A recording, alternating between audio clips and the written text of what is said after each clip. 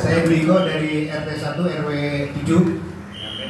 Di wilayah RT 1 RW 7 ada satu rumah yang kondisinya sudah tidak layak dihuni. Cuma ada warga yang ngotot untuk menempatinya gitu Pak. Nah, itu apakah ada kriteria untuk mengusulkan tadi apa? Rumah itu apa? Iya. Bongkar apa rumah itu? Roti lahu. 3 BBM dan 3 BBM. Itu aja Pak.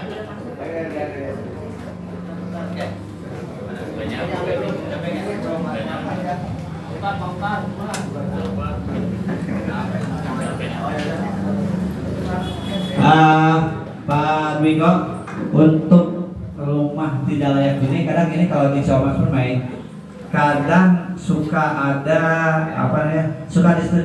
tidak disetujui, karena dengan asumsi bahwa itu rumah permanen Pak.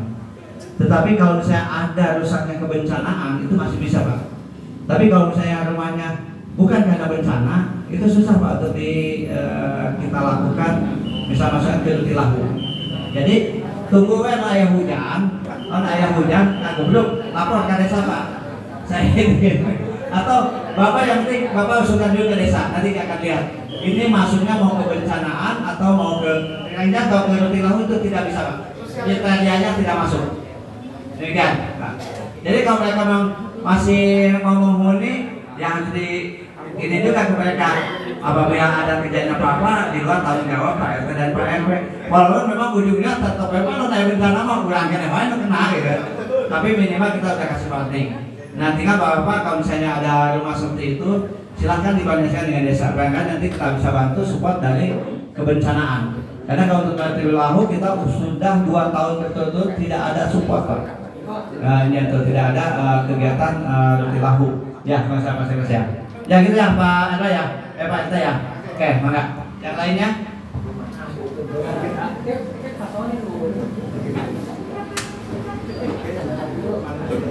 Satu hal lagi Pak, untuk di wilayah RW 13 yang ada Danau Cemai, bahwa di situ sudah ada KRL ya Pak ya, KRL Kampung Ramah Lingkungan dan Proklim. Jadi bagi wilayah yang lain, RW yang lain, apabila memang mau bekerjasama dengan Proklim dan KRL, bisa juga bekerjasama dengan mereka yang ada di wilayah RW 13. Dan bahkan sekarang ada satu lagi, kelompok wanita tani ya, KWT kalau salah. Nah bagi ibu-ibu KWT juga nanti ini bisa bekerjasama dengan tim hidroponik yang ada di di RW 04 maupun RW 03. Nah bagi yang lain ingin membuat KRL atau segala macam, nah bisa dulu ke RW 13 itu yang sudah ada kampung ramah lingkungannya. Tetapi di situ memang jadi bahan danau ini dengan adanya pohon-pohon yang sudah cukup tinggi. Saya waktu itu sudah sarankan ke KWT maupun ke KRL dan pengelola danau untuk berhati-hati terhadap pohon-pohon yang sudah menjulang tinggi, karena jangan sampai kita menjadi pada saat terjadi bencana kita yang disalahkan. Lebih baik antisipasi daripada nanti terjadi bencana. Apabila sudah melebihi kapasitas tingginya dengan jangkauan rumahnya, itu segera dilakukan pruning ataupun dilakukan penebangan. Misalnya contoh untuk palem itu sudah melebihi dari tingginya pohon dengan jangkauan dari titik pohon ke rumah terdekat itu sudah melebihi. Jadi kalau pohon itu tumbang, itu bisa kena rumah orang. Nah itu tolong diantisipasi juga terhadap wilayah yang di situ atau di pengelola danau. Ya, yang lainnya barangkali ada yang ini ditanyakan ya Pak RT dari RW 13 mana?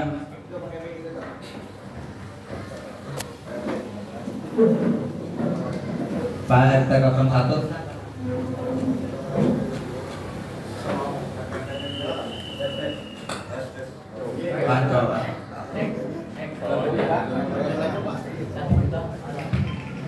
Warahmatullahi wabarakatuh. Assalamualaikum warahmatullahi wabarakatuh. Terima kasih Pak Kades kepada saya waktu untuk menyampaikan usulan dari RT 1 dan RW 2, 3, dan 4 dari RW 13. Sebelumnya perkenalkan, nama saya Suparman. Saya dari Ketua RT 01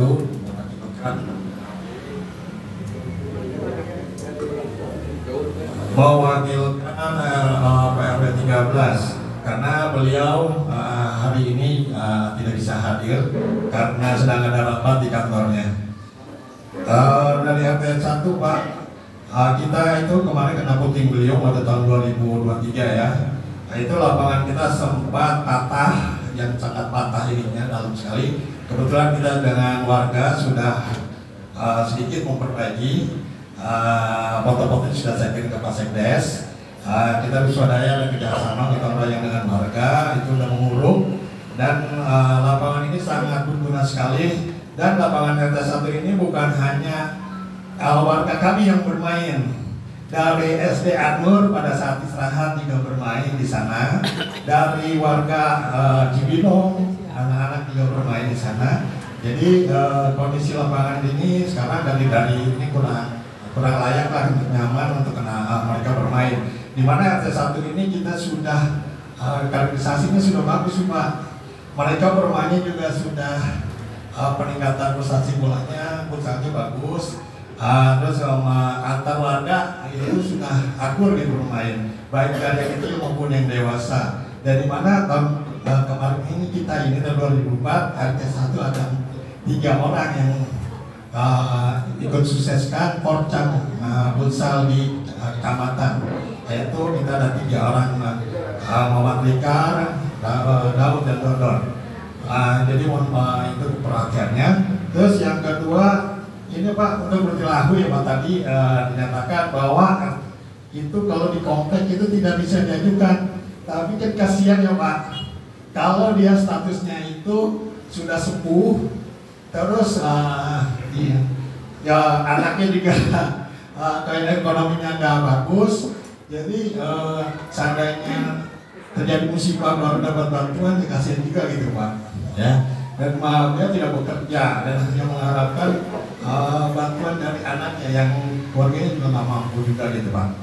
Itu yang terus untuk yang ketiga dari RT 1 adalah mengenai sodetan Pak. Itu saluran air dari RT 1 yang blok A12 itu tergenang Pak. Kita itu airnya dari turun dari RW 12 maupun RT 2 yang muter, dan dia itu di blok 12 itu tidak mengalir dengan baik. Jadi kita akan mengajukan sodetan Pak. Terus untuk dari RT 2 itu mengajukan adalah penyodetan aliran saluran blok A12 ke A14 arah Pak Gandhi ya. Terus juga dengan penerangannya Pak, itu penerangannya juga sangat gelap orang-orang ini. Dekat rumah Pak Gandhi ya, rumah Pak Padan. Terus dari RT 3 itu mengajukan penyodetan juga, terus di A7 Pak, di blok A7 itu juga perlu penyodetan agar jalan juga sudah, kalau di aspal ini jadi tetap kuat gitu Pak. Kalau drainasinya tidak diperbaiki, tetap aja akan cepat rusak gitu jalannya. Nah, terus dari untuk kita aja dulu Pak, dan kita akan lagi kita doa Sekdes. Terima kasih. Assalamualaikum warahmatullahi wabarakatuh. Waalaikumsalam.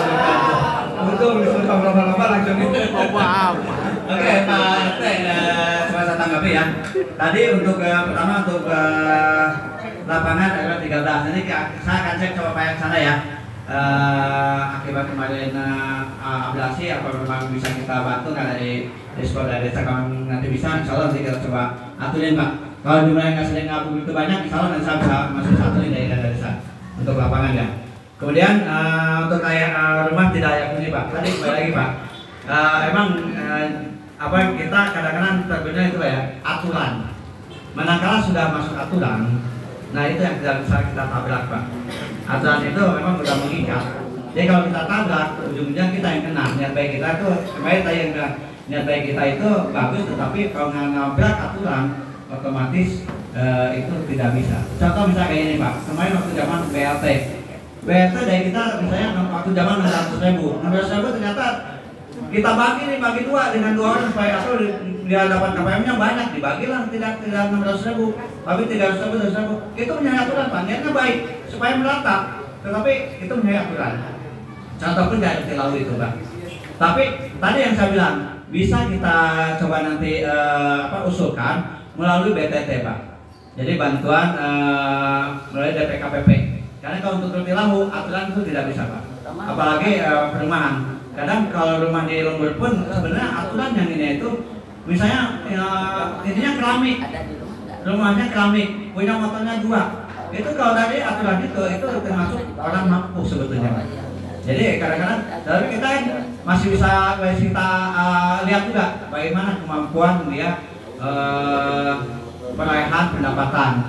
Terus bagaimana dia apakah motornya ini masih kredit atau memang ini? Itu karena komponen itu masih bisa kita coba lihat juga. Tetapi kalau untuk di komplek untuk Tilawu itu saya rasa tidak bisa Pak. Karena kita udah di RW 13 juga waktu itu yang siapa tuh yang cerewet, cerewet lah sebutnya itu. Kalau kata komponen itu siapa Pak? Pan?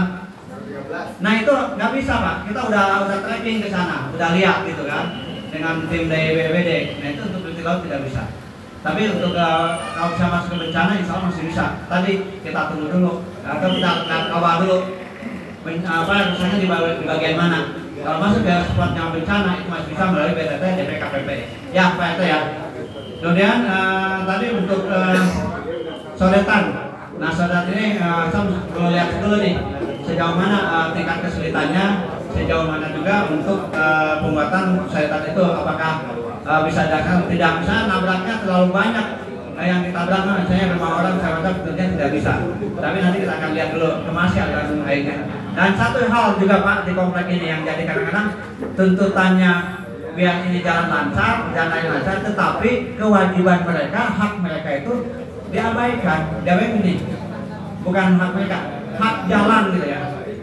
Saluran itu tidak boleh dibikin bangunan Pak, tetapi coba Pak lihat di hampir semua blok di Penoncoman Semai banyak yang saluran itu dijadikan bahkan teras.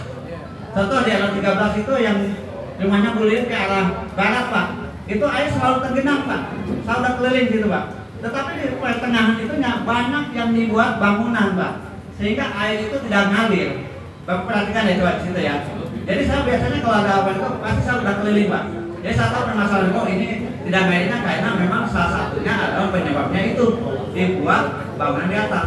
Contoh di RW antara RW 7 dan RW 9 Pak, dari Alinci ke sebelah sana Pak, itu juga banyak di atasnya itu dicor. Bahkan waktu itu sempat saya bongkar cocorannya, bahkan sampai tim kami masuk ke gorong-gorong tuh ngebersihin saluran itu yang ke arah buangan kali Ciapus. Nah kadang-kadang tidak sadar Pak warga itu, bahkan di jalur utama Pak, jalur utama Taman Permai itu di RW 08 itu di depan sampai saya sedikit masih tegang dengan warga yang tidak mau dibongkar ininya itu yang dia bikin col di depan rumahnya, padahal itu jadi biang keroknya sehingga tidak jalan. Dan benar pada saat dibongkar itu ada timbunan sampah dan juga batu di dalamnya. Nah jadi efek masalahnya sebetulnya bukan hanya di kami, nah di warga pun ada seperti itu. Tidak bahwa gitu eta teh lain milik kurang gitu loh, milik umum. Tetapi kadang kita sadar gitu warga itu sadar kan, highway di dia bangunan, padahal kesampingan yang berarti 50 cm paling. Tapi kalau bukan milik kita sebenarnya itu ya bisa dari Allah sih ya. Tetapi efeknya terjadilah banjir, terjadilah tidak mengalir. Tetapi nanti kalau untuk bikin sodetan itu nanti kita akan coba tracking Pak ke wilayah. Tapi yang jelas, tolong Bapak bantu untuk men-tracking juga warga yang memakai saluran air itu menjadi bagian dari bangunannya. Kalau memang coba perhatikan lah gitu, rata-rata di bawahnya itu tidak baik karena di situ tersendat oleh sampah Pak. Ini itu. Ya. Kemudian untuk PJU tadi Pak ya, coba nanti kita akan coba anggarkan di dana desa. Nanti kalau yang memang kira-kira sarana umum yang kurang penerangan kalau memang nanti bisa dikasih support minimal 1 lah gitu kan. Nanti kita akan coba berikan. Tapi nanti kita juga support dari dana desanya. Ya, jadi di RW 13 sebenarnya hampir sama di RW yang lain. Untuk kendalanya adalah di pada saat hujan terjadi genangan air Pak ya. Kalau yang di jalur utama Pak, itu emang kalau hujan besar pasti air itu melimpah Pak. Bisa 30-40 cm karena saya beberapa kali hujan pasti saya tracking ke lapangan Pak. Bahkan 2 kali saya membetulkan saluran yang depan LPG yang sodetan yang ke arah Pak RTD ini yang ke depannya LPG itu. Kan itu bikin sodetan Pak. Kan pakai apa namanya beliau yang di depannya. Nah itu kalau hujan sehingga airnya kadang-kadang tidak ini sampahnya itu numpuk di situ. Makanya wilayah itu bisa pada saat hujan ada satu petugas yang harus membersihkan itu Pak, grill itu. Karena kalau grill itu bersih dari sampah, air relatif lebih cepat aliran dari jalur utamanya. Ya, tapi secara keseluruhan di Kecamatan Unai kalau misalnya air itu menggenangi tidak lebih dari 1 jam, itu masih normal Pak. Tapi kalau lebih dari 2 jam air itu menggenang terus nggak pernah. Nah itu yang harus kita perhatikan. Misalnya di RW 08 itu air kadang-kadang menggenangi agak lama di RW 8 itu karena memang tidak ada airnya itu sudah mengalir ke jalur utama ya Pak, karena airnya kecil. Terus kondisi jalan lebih tinggi di jalan yang dicor itu. Nah itu mungkin salah satunya kita coba nanti usulkan untuk resapan dan bisa terrealisasi Pak ya. Itu. Cukup ya Pak. Karena ini ya dapatnya dari RW 13 ya. Nanti kita tracking Pak, kalau yang memang kayak gitu kita tracking untuk sodetan, kita tracking dulu di lapangan. Tim perencanaan kami nanti turun ke lapangan ataupun nanti saya langsung yang lihat ke sana. Biar nanti bisa ada solusi yang bisa kita ambil ini ya, ambil apa namanya tindakannya. Ya. Yang lainnya? Satu lagi Pak terakhir. Satu lagi terakhir. Satu lagi terakhir. Siapa yang? Dua. Ini nih yang tengah-tengah. Tengah-tengah.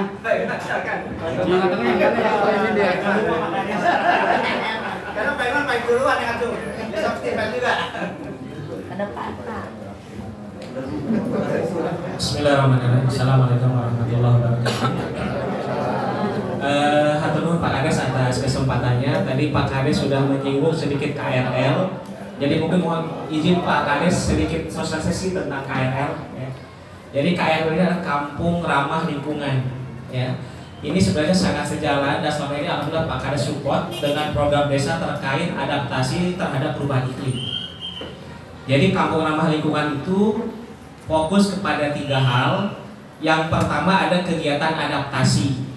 Nah adaptasi itu beberapa kegiatan terkait tentang penghijauan Pak Kades. Dan yang kedua ketahanan pangan. Dan alhamdulillah tadi juga sudah disampaikan oleh Pak Kades menjadi salah satu program yang difokuskan oleh desa di tahun 2025. Dan kemarin kita ikut lomba tingkat nasional. Alhamdulillah pakai satu nuhun atas supportnya. Dan memang kekurangan kita yang nilainya masih kurang adalah di aspek ketahanan pangan. Nah makanya kemarin saya hubungi Pak Kades agar kita membentuk KWT kelompok wanita tani. Nah harapannya nanti di tahun 2025 atau 2026 nilai untuk ketahanan pangan itu bisa meningkat. Nah saat ini Pak Kades, kita tunggu sebentar ya. Ya, break dulu, sok naik minum gerak.